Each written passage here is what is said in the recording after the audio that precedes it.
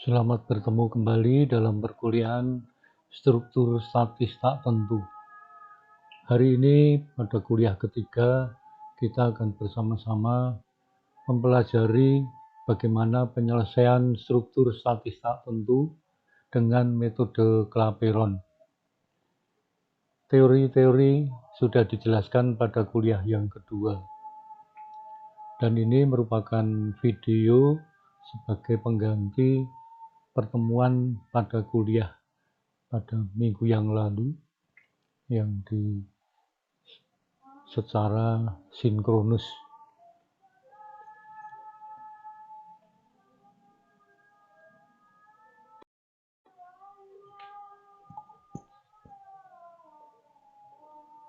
Metode tersebut seringkali dinyatakan sebagai metode 3 momen Clapeyron.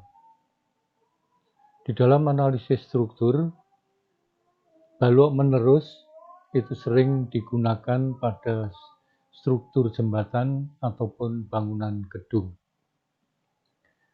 Analisis yang digunakan adalah metode gaya dengan reaksi-reaksi kelebihan. Jadi pada metode Clapeyron ini, pada struktur statis tak tentu, itu kita temukan bahwa bilangan tidak diketahui itu melebihi dari hukum statis tertentu atau keseimbangan momen, yaitu sigma gaya vertikal sama dengan 0, sigma gaya horizontal sama dengan 0, dan sigma momen sama dengan 0. Pendekatan dilakukan dengan menggunakan momen-momen lentur statis yang tidak diketahui pada tumpuan sebagai reaksi-reaksi kelebihan atau redundant.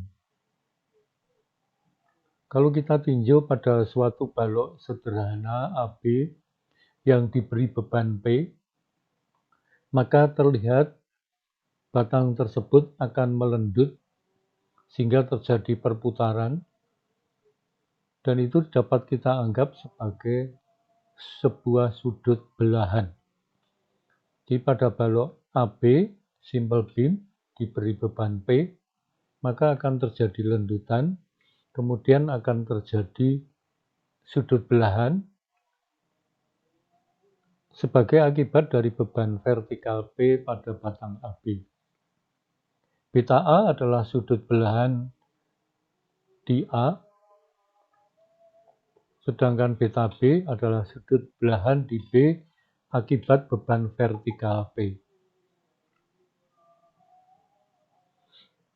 Dari rumus yang sudah kita pelajari pada minggu yang lalu, maka besar sudut belahan atau beta A sama dengan SB dibagi EIL. Sedangkan sudut belahan beta B sama dengan SA dibagi EI kali L.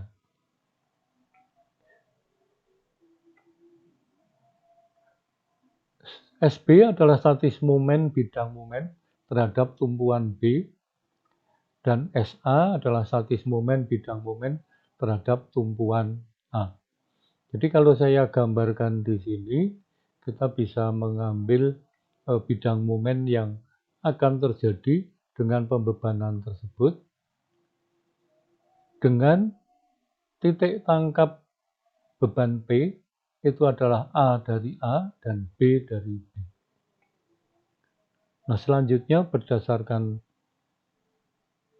besar sudut belahan ini akan kita pelajari rumus-rumus yang berlaku di dalam mencari sudut belahan, baik itu pada beban tunggal P ataupun pada beban terbagi rata. Nah, besar dari statis momen ini adalah dengan melihat pada segitiga ini. Kita anggap segitiga penuh, kemudian baru kita kurangi bagian segitiga kecil ini. Maka SB sama dengan setengah P kali B kali L, kali setengah L.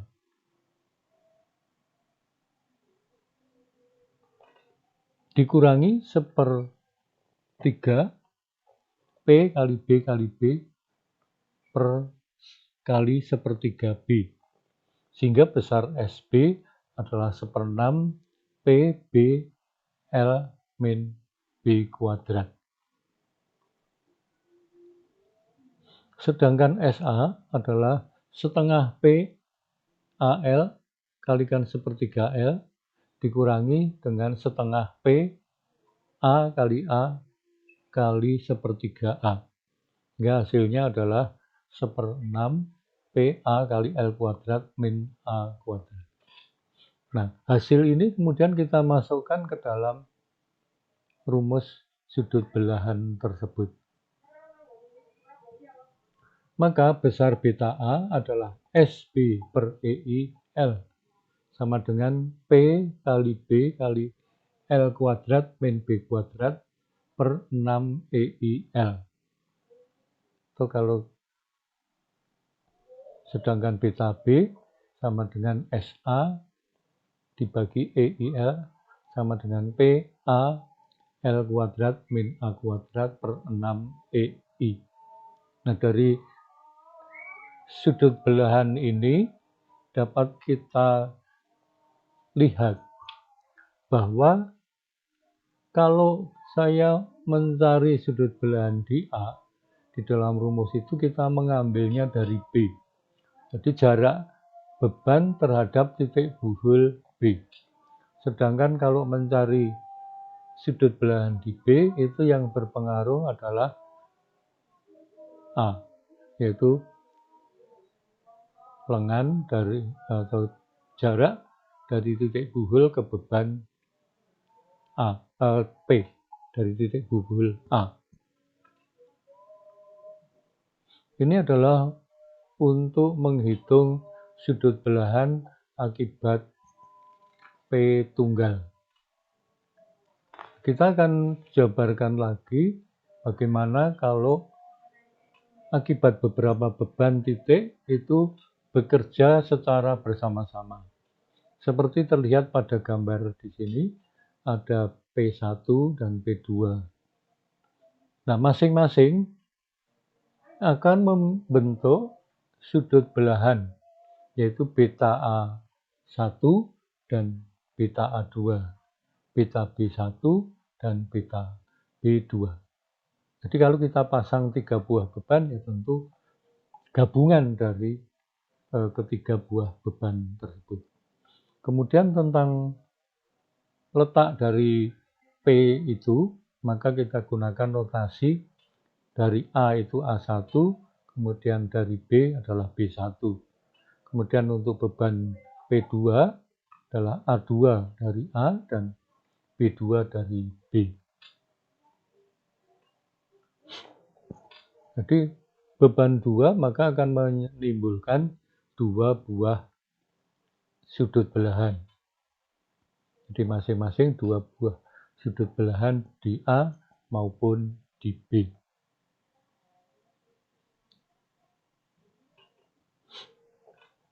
Maka beta A sama dengan beta A1 ditambah dengan beta A2. Dan beta B sama dengan beta B1 ditambah beta B2.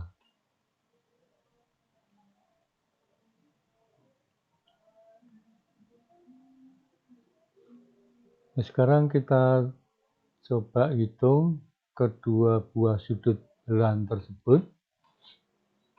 Jadi beta A itu karena ada 2 beban, maka kita tuliskan akibat P1 dan akibat P2. Seperti yang ditunjukkan tadi bahwa untuk sudut belahan A itu yang berpengaruh adalah jarak beban ke titik buhul di seberangnya. Maka rumusnya adalah P1 kali B1 dikalikan dengan L kuadrat min B1 kuadrat per 6 EIL. Kemudian ditambah dengan P2 kali B2 kalikan L kuadrat min B2 kuadrat per 6 EIL.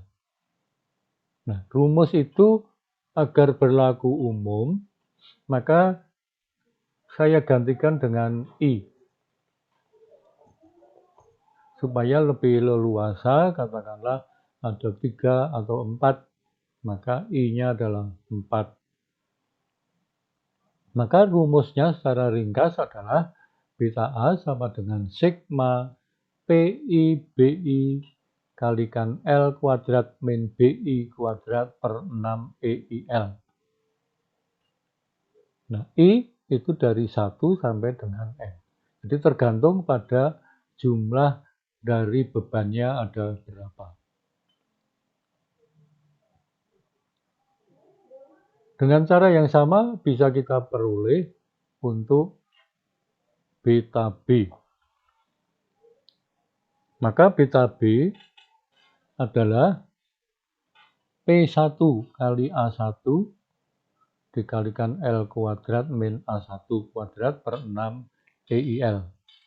Ditambah P2 kali A2 kalikan L kuadrat min A2 kuadrat per 6 EIL.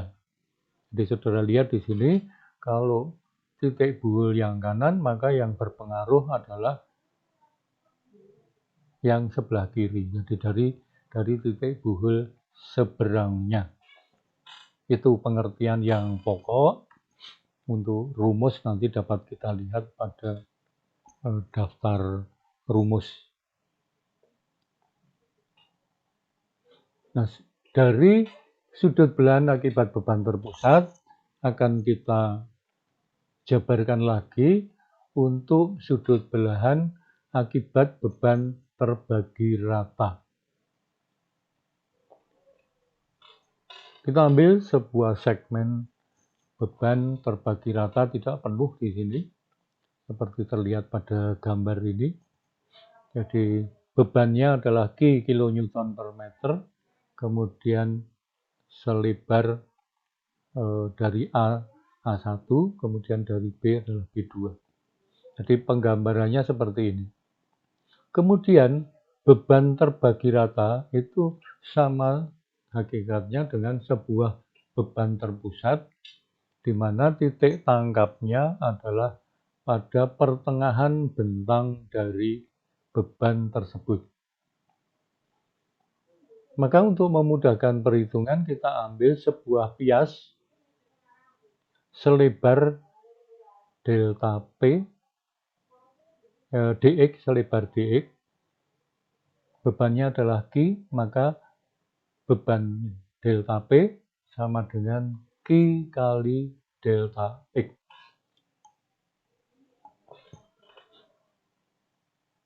Maka dengan cara yang sama dengan rumus yang ada tadi, maka kita tuliskan bahwa beta AX sama dengan Q kali dx kalikan X kalikan L kuadrat min X kuadrat per 6 EIL.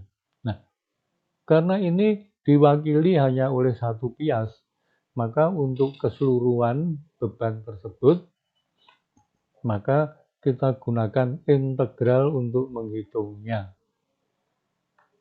Jadi beta A sama dengan integral Q dx kali L kuadrat X min X pangkat 3 per 6 EIL. Nah, batasnya adalah dari B2 sampai dengan B1.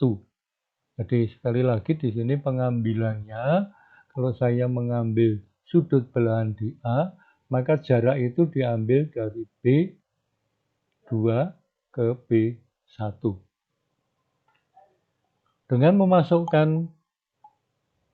dalam integral dengan batas-batas dari B2 sampai B1, diperhatikan mengambilnya dari kanan. Di batas bawahnya dari B2 sampai B1. Maka kita peroleh bahwa beta A sama dengan Q per 6 EIL kalikan hasil integralnya tadi dengan batas dari B2 sampai B1. Nah, dengan cara yang sama, kita bisa hitung sudut belahan di B. Hanya batasnya diambil dari kiri, dari A1 sampai A2. Dengan cara yang sama. Itu rumusan untuk beban terbagi rata tidak penuh. Jadi kalau kita menemukan nanti pembebanannya seperti itu, kita tinggal pasang rumusnya saja. Nah, ada beberapa kasus di mana beban terbagi rata itu penuh, seperti terlihat pada gambar ini.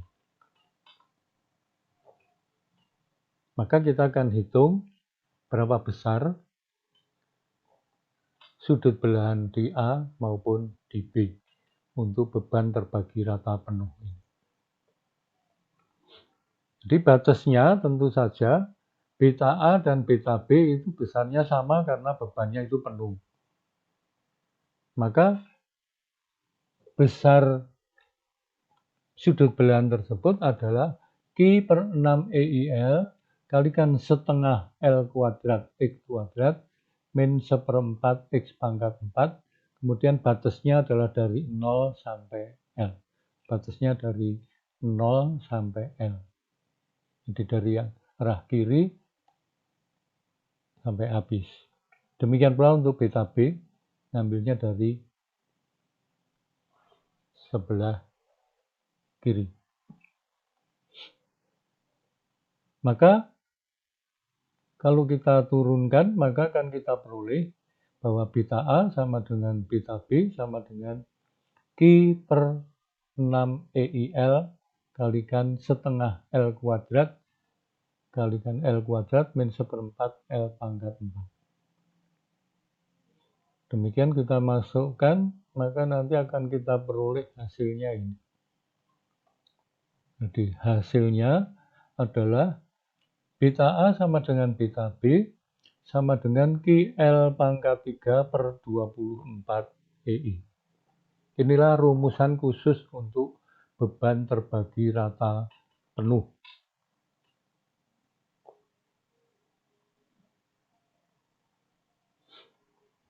Kemudian kasus berikutnya, bila beban itu hanya setengah dari bentang. Jadi nanti sama saja baik beban itu ada di kiri maupun di kanan. Itu cara pengerjaannya sama, yang penting kita pahami bagaimana menetapkan batasnya.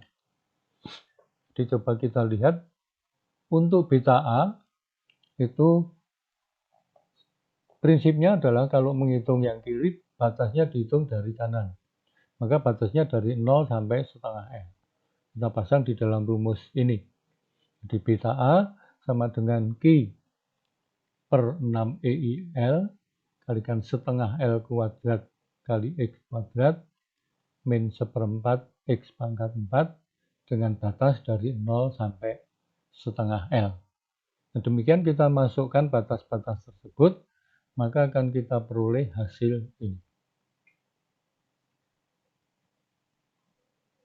Maka hasilnya adalah beta A sama dengan 7 per 384 kalikan QL pangkat 3 per EI.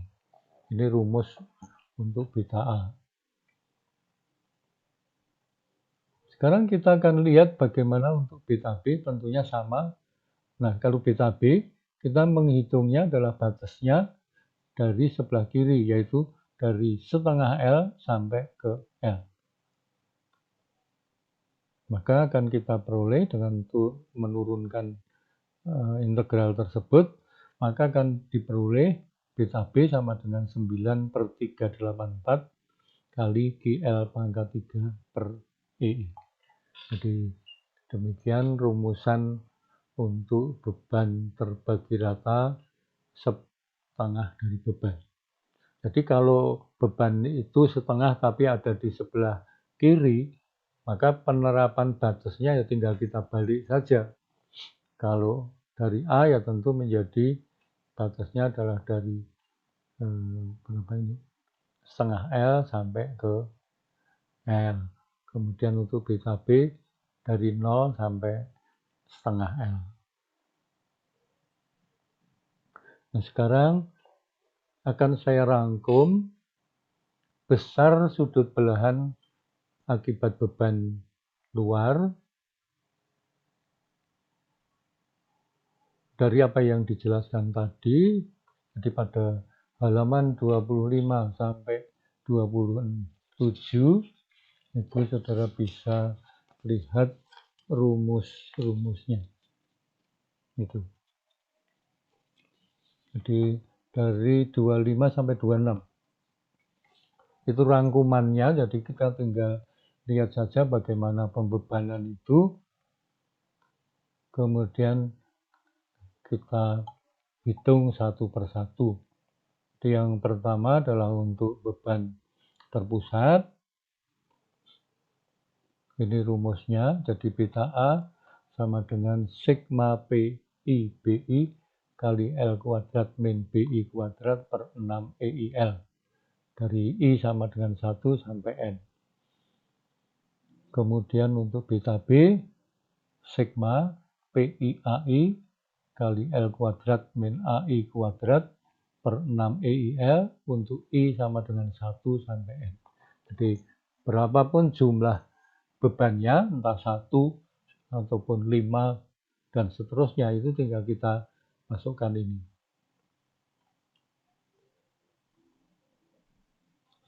Kemudian sudut belahan akibat beban terbagi rata tidak penuh, maka rumusnya adalah ini. Jadi perbedaannya, kalau A ngitungnya dari kanan, kalau B ngitungnya dari kiri. Jadi kalau dari kanan batasnya dari B2 sampai B1. Untuk beta B ngitungnya dari kiri, batasnya dari A1 sampai A2.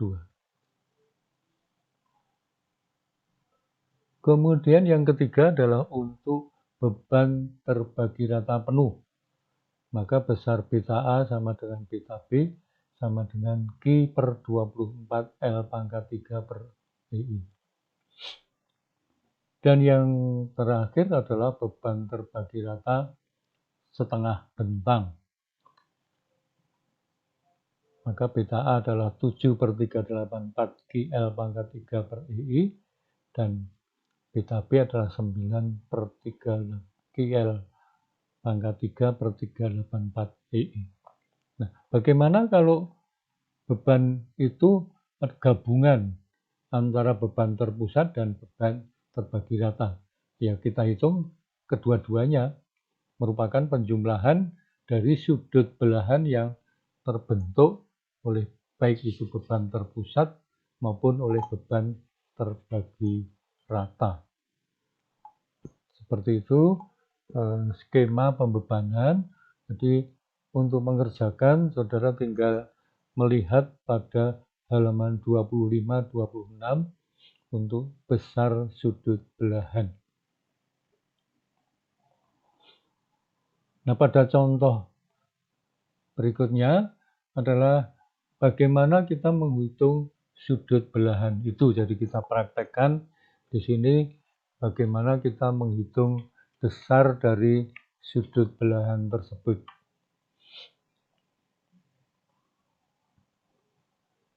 Jadi pada simple beam AB dengan bentang 10 meter, kemudian bebannya dari kiri 3 meter dan 7 meter dari B, di beban tidak penuh. Maka besar sudut belahan, kita tinggal pasang rumusnya saja. Diingat kalau A ngitungnya dari kanan, dari B. Maka batasnya 0 sampai 7. Tinggal kita masukkan saja ke dalam rumus ini. Kita masukkan batasnya 0 dan 7.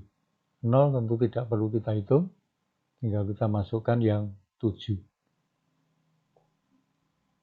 Maka besar beta A sama dengan 30,8292 Q per EI. Sedangkan beta B itu batasnya adalah dari kiri, maka batasnya adalah 3 sampai 10. Maka besar beta B kita masukkan batasnya dari 3 sampai 10. Ini adalah yang 10, ini yang 3. Demikian, maka kita peroleh beta B sama dengan 34,5042 Ki per EI.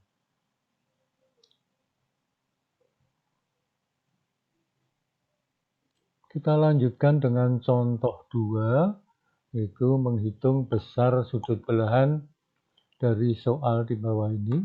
Di sini ada balok AB, kemudian bebannya ada 3 buah. Dan letaknya terlihat seperti ini. Maka kita gunakan rumus yang ada, yaitu bahwa beta A sama dengan sigma PI BI kali L kuadrat min BI kuadrat per 6 EIL.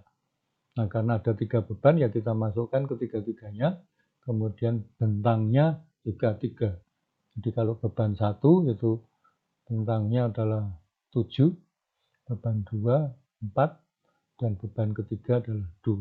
Jadi menghitungnya dari kanan. Kita peroleh ini 76,5 per EI. Demikian pula untuk beta B, kita menghitungnya dari kiri.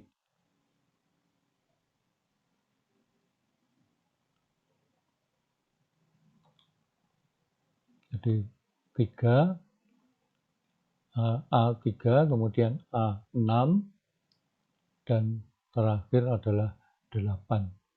Tinggal masukkan saja ke dalam rumus yang ada.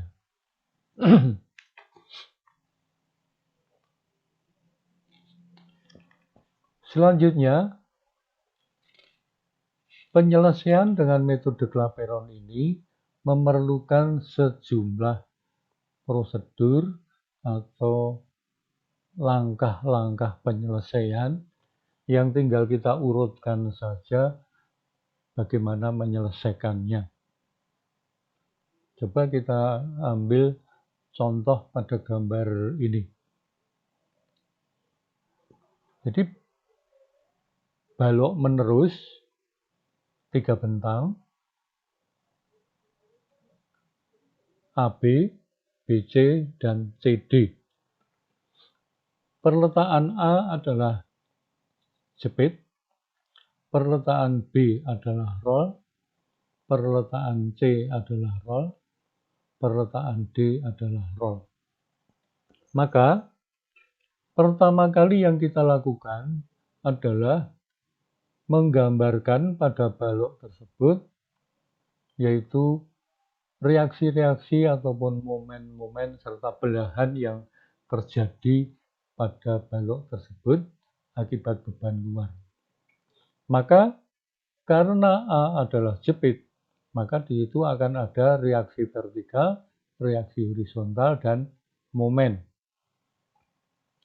Kemudian di B itu perletakannya roll, maka akan ada momen MB. Nah, pada balok sederhana sebetulnya di B itu kan tidak boleh ada momen. Tapi karena ini baloknya menerus, maka di situ akan terjadi momen yang kemudian akan dilawan oleh momen seberangnya. Jadi yang B kiri arahnya arah sejarum jam, sedangkan di B kanan itu arahnya berlawanan arah dengan arah jarum jam. Demikian pula di C ada MC dengan dua arah yang berlawanan.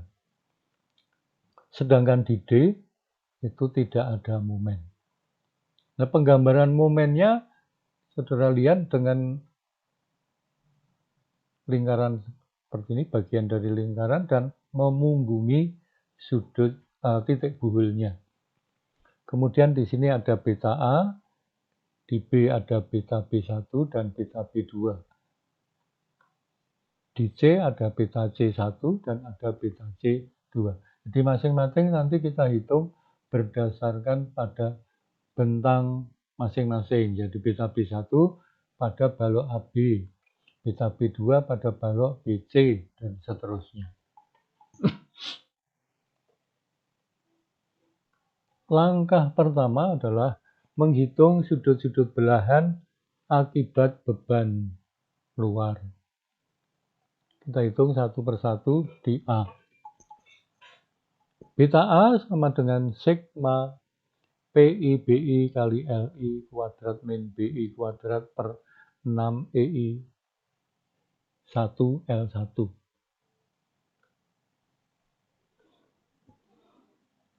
Jumlah beban ada 2.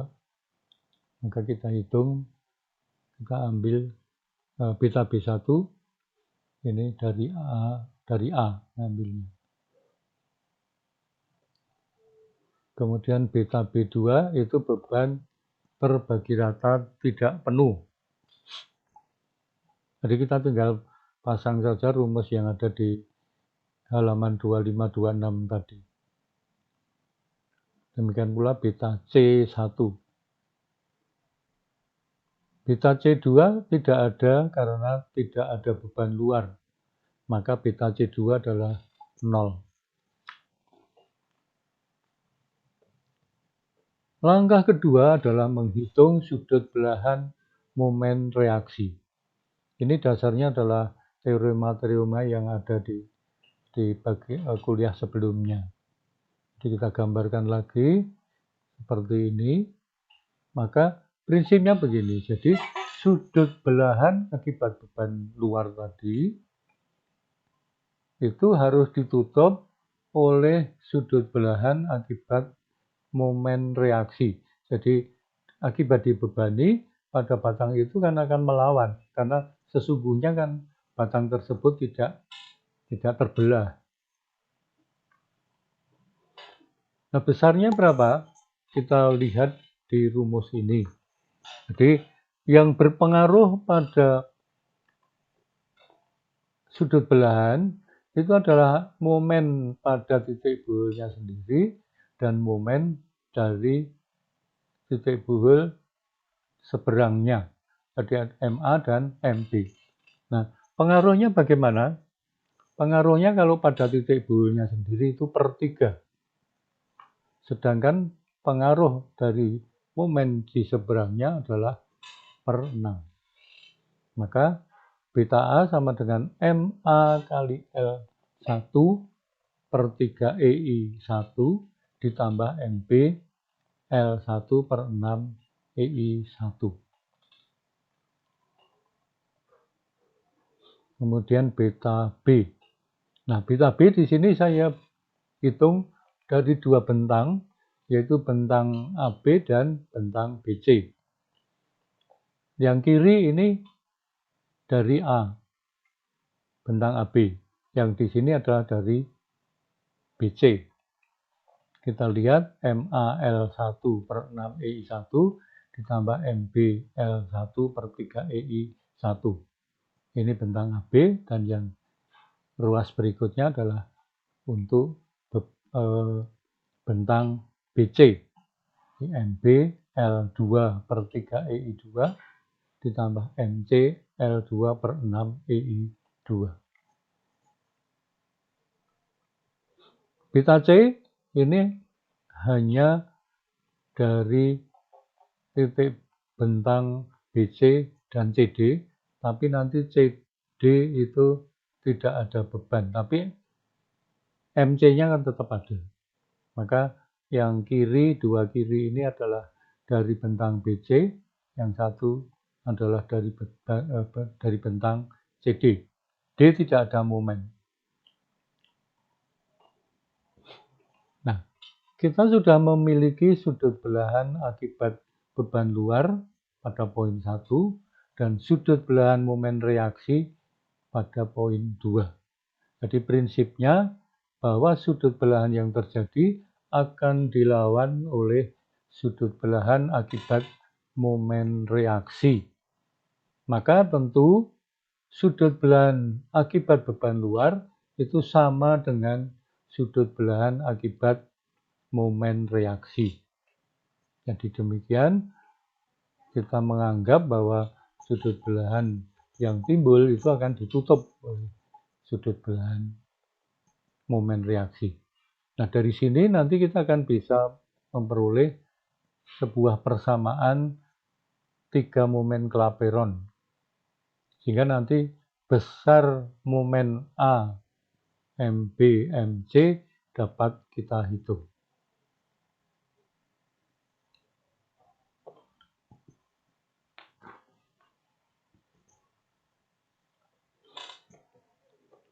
Langkah yang keempat adalah struktur tersebut dianggap sebagai balok sederhana.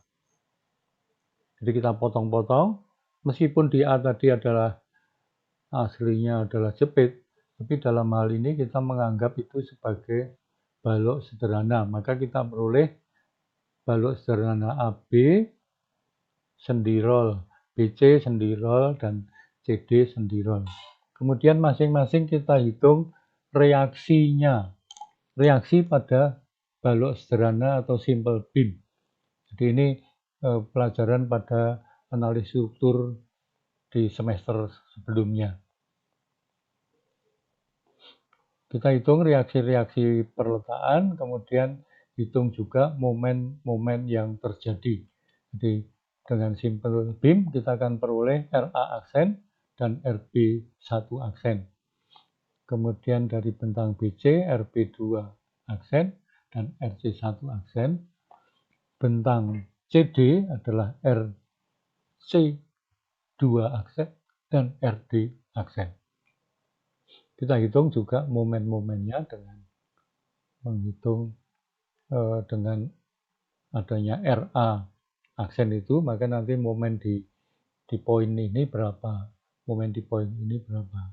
Kemudian kalau tentang BC ini juga kita cari momen maksimumnya di mana akibat pengaruh RB2 dan beban terbagi rata yang ada. Jadi kita harus mencari nilai letak titik tangkapnya itu di mana. Jadi momen maksimum akan terjadi pada D sama dengan 0 atau gaya lintang pada beban tersebut sama dengan 0.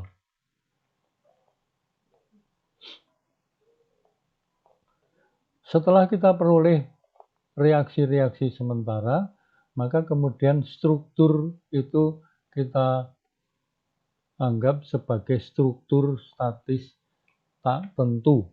Jadi pada keseluruhan bentang, dan di situ sudah ada MA, MB, MC yang diperoleh dari hitungan pada poin kedua. Jadi memasukkan pengaruh dari momen-momen yang terjadi itu akan berpengaruh pada besar dari reaksi. Nah, coba kita lihat bagaimana bentuknya. Jadi kalau RA, maka momen pada titik buhulnya sendiri itu tandanya positif, dan akibat momen di seberangnya itu tandanya negatif. Jadi kalau RA sama dengan RA aksen ditambah MA per L1 kalikan MB per dikurangi MB per L1. Jadi MB akan mengurangkan. Demikian pula RB2. RB2 adalah RB1 sama dengan RB1 aksen ditambah MB per L2 dikurangi MA per L1. Demikian pula RB2 sama dengan RB2 aksen ditambah MB per L2 min MC per L2. Kemudian kita jumlahkan. Jadi akan lebih mudah bagi kita kalau nanti dalam penggambaran, kalau kita hitung sendiri-sendiri. Dalam contoh di buku itu kita gabungkan nanti untuk mencari reaksi, tapi saya sarankan untuk menghitung satu persatu baru kemudian dijumlahkan. Jadi hitung RB1 berapa, RB2 berapa, baru dijumlah. Itu memudahkan di dalam penggambaran bidang D, shearing force diagramnya. Demikian pula RC itu MC per L2 dikurangi MB. Jadi pengaruhnya dari momen di seberangnya mengurangi. Di RC2 MD tidak ada. Jadi seperti ini yang saya sarankan untuk dihitung terpisah. Kemudian RD itu dikurangi dengan MC per L pangkat 3. Jadi karena di D tidak ada momen, yang ada adalah momen di C. Nah, dari perolehan dari hitungan-hitungan sebelumnya, kemudian baru kita gambarkan bidang D ke bidang M. Penggambaran untuk momen itu kita gambarkan dari statis tertentunya dulu, kemudian baru momen-momen akibat statis tak tentu itu kita masukkan ke dalam perhitungan. Jadi demikian urutan penyelesaian dengan metode Clapeyron itu ada 7 langkah. Jadi langkah itu kita kerjakan berurutan. Jadi mulai dari menghitung sudut belahan akibat beban luar, menghitung sudut belahan akibat momen reaksi. Yang ketiga, sudut belahan akibat beban luar ditutup oleh sudut belahan akibat momen reaksi. Selanjutnya, dianggap struktur sebagai simple beam, kemudian struktur sebagai struktur statis tak tentu, kemudian menggambar bidang D, dan menggambar bidang M. Jadi demikian urutan penyelesaiannya. Nah, kita akan melihat dengan contoh soal yang sederhana lebih dahulu.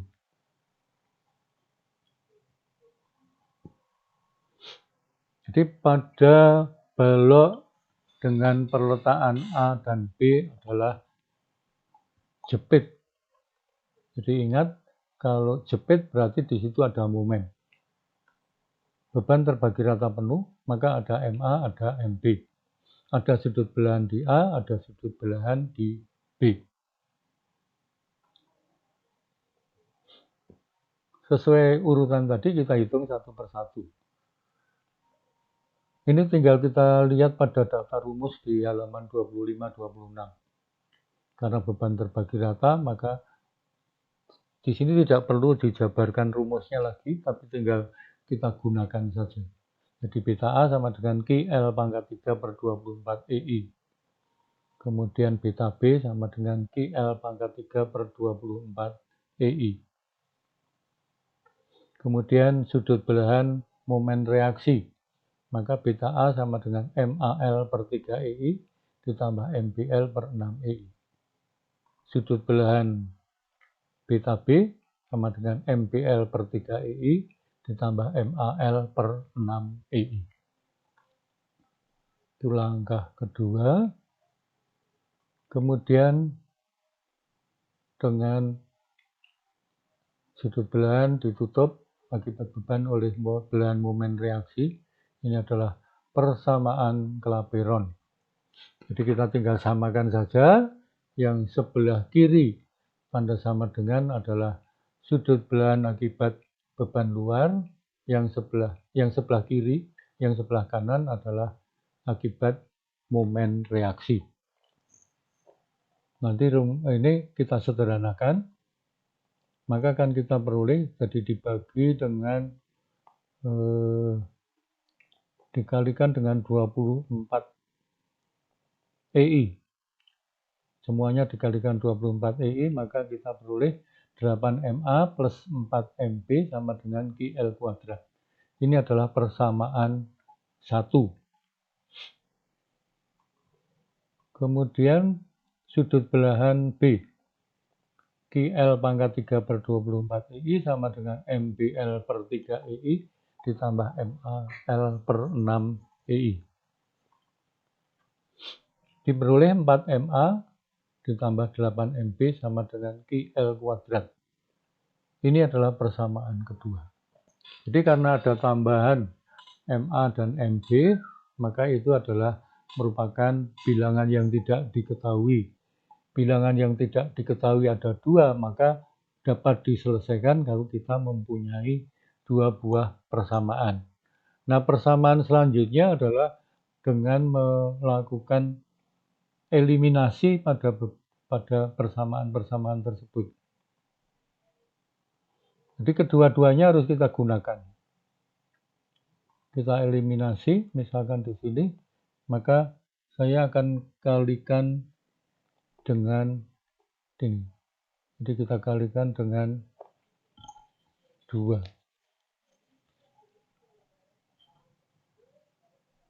Jadi persamaan pertama kalikan 2, kemudian persamaan 2 kalikan 1.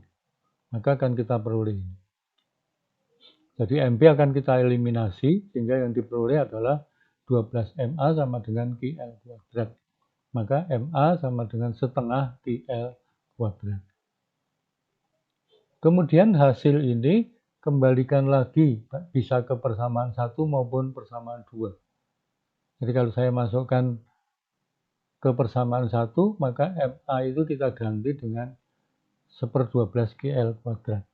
Maka diperoleh MB sama dengan setengah QL pangkat 2. 1/12 QL pangkat 2. Jadi kita sudah memperoleh momen MA dan MB. Kemudian kita potong-potong struktur tersebut menjadi struktur statis tak tentu. Nah, ini karena balok dengan beban penuh, maka beban RA-nya adalah setengah QL. Kemudian momen maksimumnya adalah 1/8 QL kuadrat.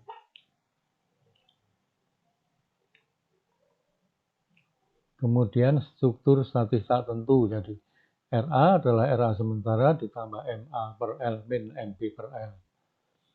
Maka diperoleh RA adalah setengah QL. Demikian pula untuk RB.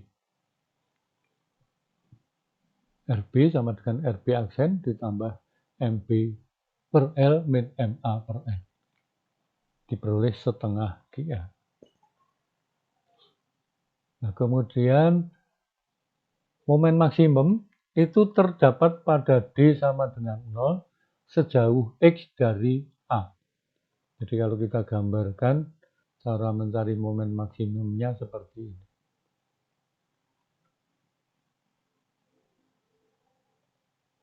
Jadi seperti itu caranya.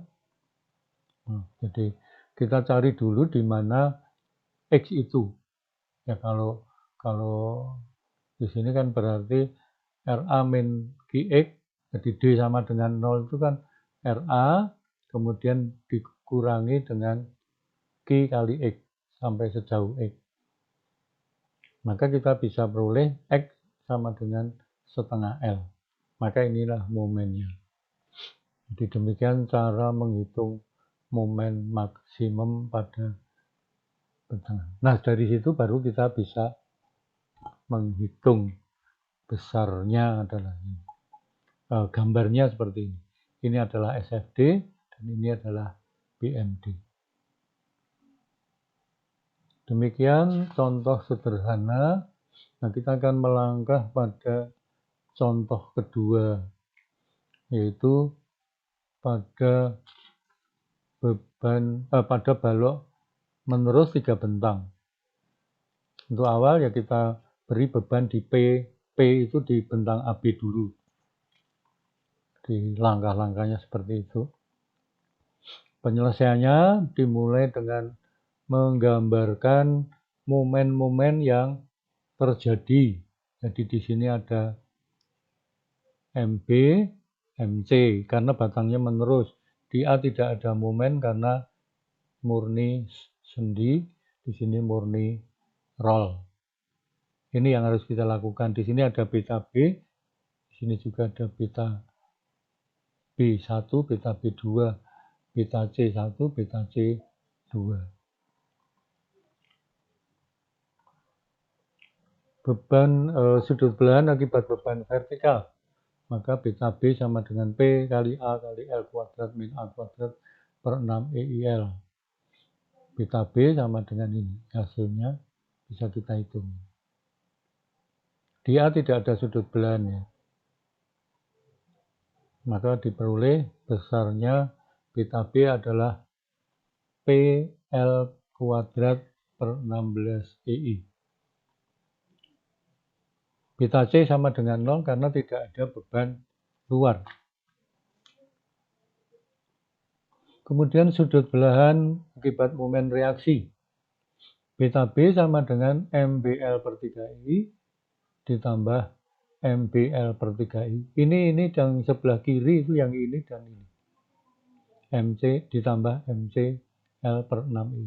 Sedangkan bentang BC itu dari D tidak ada. Gitu.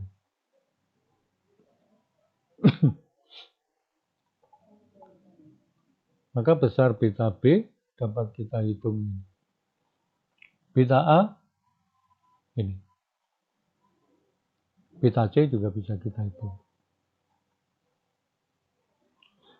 Kemudian sudut belahan yang terjadi ditutup, maka kita samakan. Kita akan memperoleh dua buah persamaan. Kemudian kita lakukan eliminasi pada persamaan linear tersebut. Jadi ini kita kalikan, persamaan 1 dikalikan 4. Maka kita peroleh di sini 15 MB sama dengan 1,5 PL. Maka MB sama dengan 0,1 PL. Kemudian kembali ke persamaan 1, maka kita peroleh ini. Maka MC sama dengan min 0,025 P. Inilah besarnya momen-momen reaksi pada B dan C. Kemudian dihitung sebagai balok sederhana, kita hitung RA aksen dan RB aksen, RC, RD 0. Kemudian statis tak tentu. Jadi dimasukkan pengaruh momen dari momen yang ada pada batang tersebut. Di RA itu MA tidak ada, maka MB-nya mengurangi. Maka diperoleh 0,4 P. RB itu pengaruh, ini sudah digabungkan ya. Ini adalah yang dua ini pengaruh dari AB, yang ini dari BC. 0,725 P. Demikian pula RC.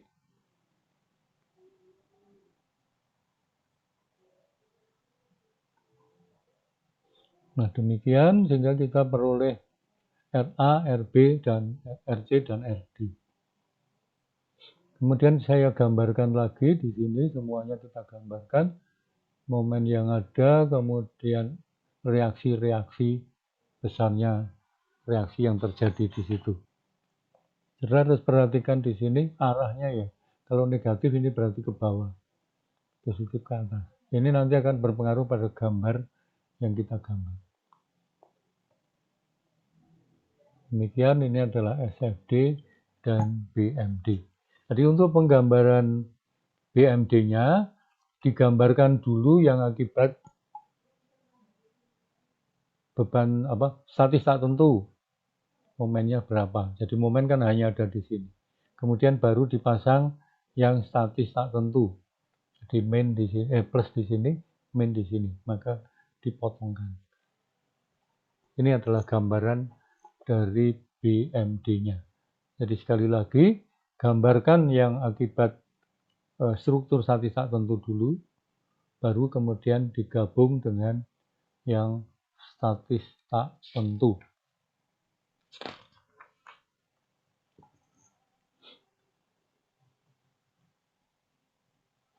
Nah, demikian materi untuk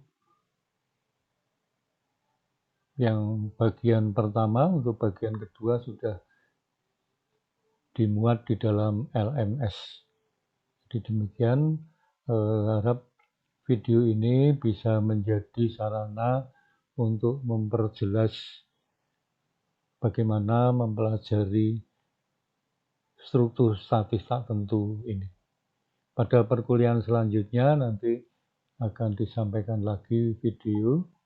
Jadi baik ada perkuliahan sinkronus maupun asinkronus, nanti akan saya buatkan video supaya bisa disetel ulang untuk lebih memahami pengertian-pengertian tentang struktur statis tak tentu.